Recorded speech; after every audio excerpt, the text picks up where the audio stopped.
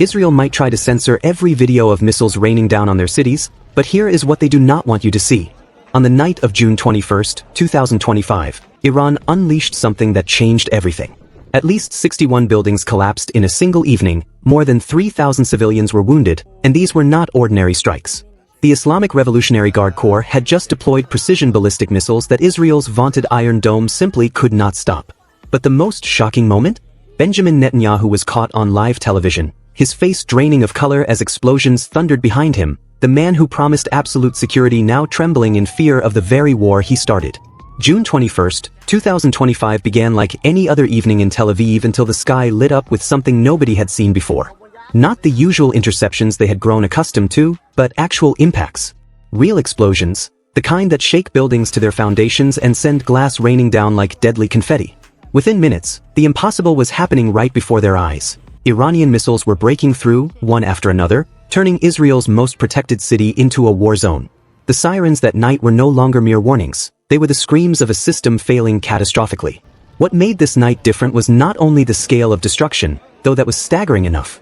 It was watching the Iron Dome, that $1 billion shield they had been promised would keep them safe, fail spectacularly. Citizens stood frozen in disbelief as missiles sailed past interceptors as if they were not even there. Some grabbed their phones, documenting what their government would later try to deny. Others ran for shelters they had never seriously thought they would need. The lucky ones made it underground before the first impacts. The rest became statistics in a tragedy that was entirely preventable. By dawn, Tel Aviv looked like a different city. 61 buildings had been reduced to rubble or damaged beyond repair. Streets that had bustled with life 12 hours earlier were now carpeted with debris and abandoned cars. The numbers alone told a horrifying story but could not capture the human cost. 3,000 injured in a single night. Hospitals overwhelmed. Medical staff working without sleep, triaging victims in hallways because every room was full. And through it all, one question echoed in everyone's mind: how did their impenetrable defense become so utterly useless? The answer would shock them even more than the attack itself. This was not some brilliant new Iranian technology or a lucky strike. It was the predictable result of their own leaders' reckless gamble. Netanyahu had rolled the dice with their lives, and they had lost. But the citizens did not know that yet. All they knew was that everything they had been told about their security was a lie. The fortress they thought they lived in was made of paper, and someone had just struck a match. 3 weeks before missiles rained down on Tel Aviv, Benjamin Netanyahu made a choice that would haunt Israel forever. Intelligence agencies had warned him. Military advisors had cautioned against it. Even Washington had explicitly told him to stand down. Yet Netanyahu, driven by political desperation and an ego that could not accept being told no, ordered the strike anyway. Israeli jets took off in the dead of night, heading for Iran's nuclear facilities. What should have been a diplomatic victory through ongoing peace talks became an act of war that would bring devastation to his own people. The timing could not have been worse. Iranian and American negotiators were literally sitting at the same table, hammering out details of a comprehensive peace agreement. Years of careful diplomacy, countless hours of negotiation, all of it was obliterated in the few minutes it took for Israeli missiles to find their targets. Footage of the destroyed facilities played on a loop across Middle Eastern news channels. But it was not the destruction that mattered, it was the message Netanyahu had sent, that Israel would act unilaterally, that it did not care about international law or allies' concerns, and most dangerously, that it believed itself untouchable. Iran's response was swift yet calculated. They did not react immediately with military force. Instead, they withdrew from negotiations, expelled international monitors, and began planning something that would fundamentally change the region's balance of power. Intelligence reports later leaked showed Iranian generals studying every aspect of Israel's defense systems. They were not looking for revenge, they were searching for vulnerabilities. And thanks to years of Israeli boasting about their defensive capabilities, Iran knew exactly what they were dealing with.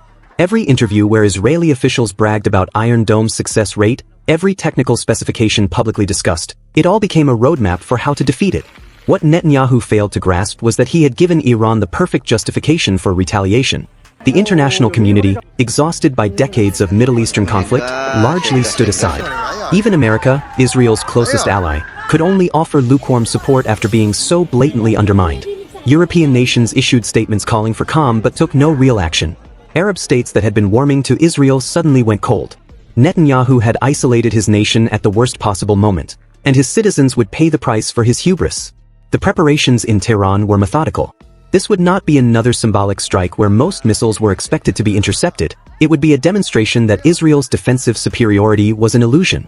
Iranian military planners identified weak points in the Iron Dome's coverage, studied patterns in its engagement algorithms, and, most crucially, prepared to overwhelm it with sheer numbers. They knew every defensive system has a saturation point. Push beyond it, and even the best technology becomes useless. Netanyahu had handed them the excuse they needed to find that breaking point. Bat Yam was the first to taste what real vulnerability feels like. The coastal city south of Tel Aviv had always felt safe, protected by distance and defense systems. That illusion shattered at 21:47 hours when the first missile struck without warning. No interception, no last-second save, just impact. The explosion ripped through a residential complex, sending a shockwave that shattered windows for blocks. Residents who had been watching television or putting children to bed suddenly found themselves in a nightmare. The building did not merely crack or lean. It folded in on itself like a house of cards, trapping families in a tomb of concrete and twisted metal. Emergency responders arrived to a scene of pure chaos. Sirens wailed as more missiles found their targets, each impact adding to the destruction. Fire crews worked desperately to reach survivors while explosions continued around them. One firefighter later described running toward a burning building only to be thrown backward by another strike just a few meters away. By morning the statistics were staggering: 61 buildings damaged or destroyed, more than 200 injured, and 5 confirmed dead, a number that would rise as rescue teams dug through the rubble. Bat Yam, once a symbol of Israeli coastal prosperity, now looked like a war zone. The horror was only beginning. In Tamra, a mixed Arab-Jewish city long held up as a model of coexistence, tragedy struck with surgical precision. A single missile found its target, a modest family home where the Khaled family was gathering for dinner. The mother had just called her daughters to the table when their world ended. 4 lives were extinguished in an instant. 2 young girls who had been arguing about homework minutes before, their mother stirring soup on the stove, and an aunt visiting from Haifa. Neighbors found the father cradling what remained of his family, his screams cutting through the night louder than any siren. Tel Aviv itself became a canvas of destruction. The city that never sleeps was forced into terrified silence, broken only by explosions and the crack of collapsing concrete. A 20-story luxury tower in the heart of the city took a direct hit on the 15th floor. The image became iconic, flames pouring from the gaping wound in the building's side while residents fled down smoke-filled stairwells. Some did not make it. The elevators shut down automatically, trapping an elderly couple between floors. Their bodies would not be found for 3 days. Every death carried a story, a family left shattered, dreams cut short by missiles that were never supposed to reach them. The attack on Rishon LeZion came next, and with it a new level of precision that terrified military analysts. The missiles were not falling at random, they were targeting specific neighborhoods, specific buildings. A residential complex housing military families was struck with such accuracy that investigators initially suspected inside intelligence. 2 people died on impact and 17 were injured, some critically. A young soldier home on leave was pulled from the rubble with both legs crushed. He had survived 2 tours in Lebanon only to be maimed in his own living room. His pregnant wife watched from across the street, held back by police as rescue workers fought to save the father of her unborn child. The parallel was impossible to ignore, even though Israeli media tried not to draw it. Families fled their homes carrying whatever they could. Children cried in overcrowded shelters. The injured were treated in hospital hallways because every room was full. These were scenes Israelis had watched for years on their screens, always somewhere else, always someone else. Gaza, Lebanon, Syria. Distant tragedies that felt abstract and disconnected. Now they were living them. The shells were falling on their streets. Their children were the ones too terrified to sleep. Their hospitals were the ones running out of supplies. In Ramat Gan the irony became almost unbearable. 9 buildings were declared total losses, hundreds more were damaged. Approximately 100 families had to evacuate, gathering in community centers with hastily grabbed possessions. The lucky ones stayed with relatives. The rest faced an uncertain future, their homes destroyed or too dangerous to inhabit. Sarah Levy, a 34-year-old teacher, found herself in a shelter with her 3 children, their pet cat, and 2 suitcases. Just a few weeks earlier she had posted on social media about Palestinian propaganda exaggerating their suffering. Now she was living that reality, her own home reduced to rubble, her children asking when they could return to a place that no longer existed.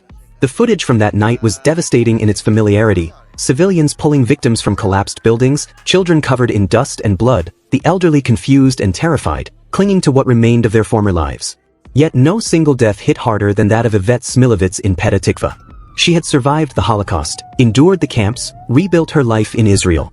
At 92, she was a symbol of resilience, often speaking in schools about strength in the face of hatred. Her death under Iranian missiles felt like a cruel cosmic joke. She had outlived Hitler only to die in a war sparked by her own prime minister's arrogance. The numbers kept climbing with each passing hour. BNEI Brak reported 1 dead and several injured. Beersheba confirmed 4 killed and 20 wounded. Each statistic was a family torn apart, a community in mourning. Worse was the knowledge spreading through social media and whispered conversations. This was not an unprovoked attack or ancient hatred flaring anew. It was the direct result of Netanyahu's decision to strike Iran during peace negotiations. Their leader had painted a target on their backs, and they were now paying for his gamble with their lives. Government attempts to control the narrative only deepened the crisis. Officials spoke of minimal casualties and limited damage while citizens posted videos of entire neighborhoods in ruins. The gap between official statements and lived reality created a credibility chasm. How could they trust leaders who lied about devastation visible to everyone?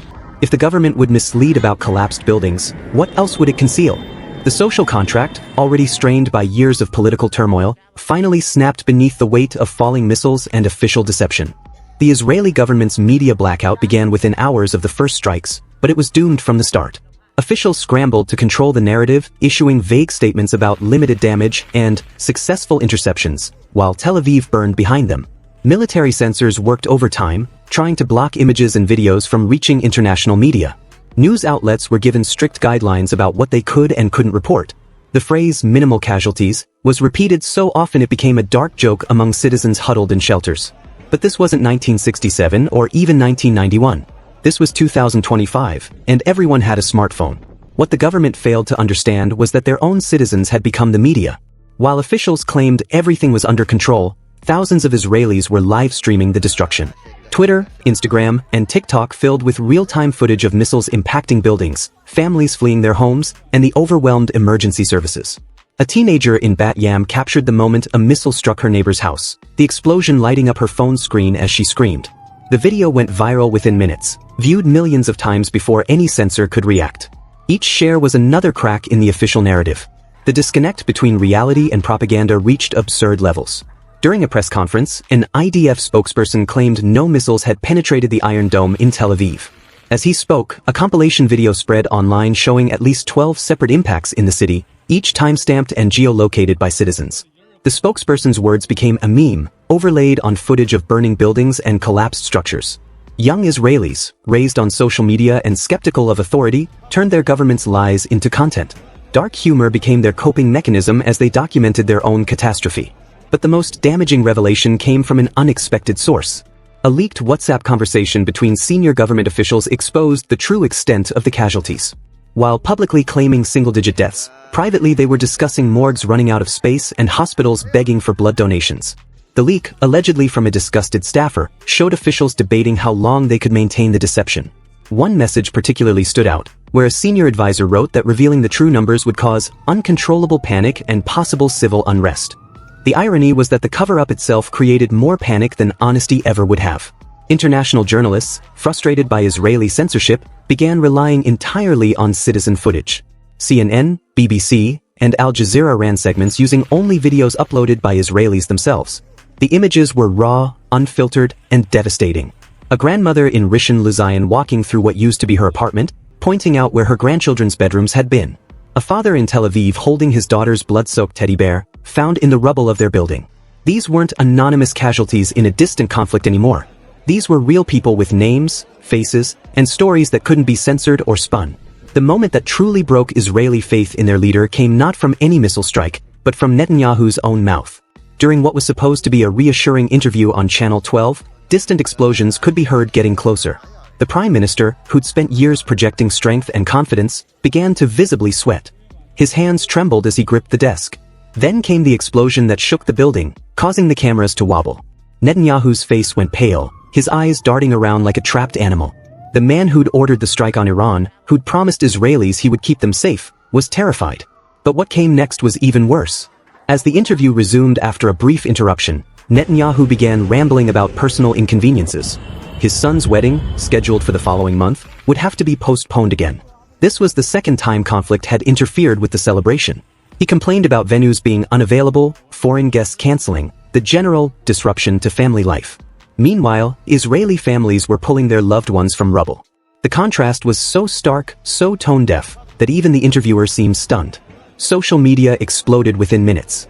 Screenshots of Netanyahu discussing wedding planning while Tel Aviv burned became symbols of a leadership completely disconnected from reality.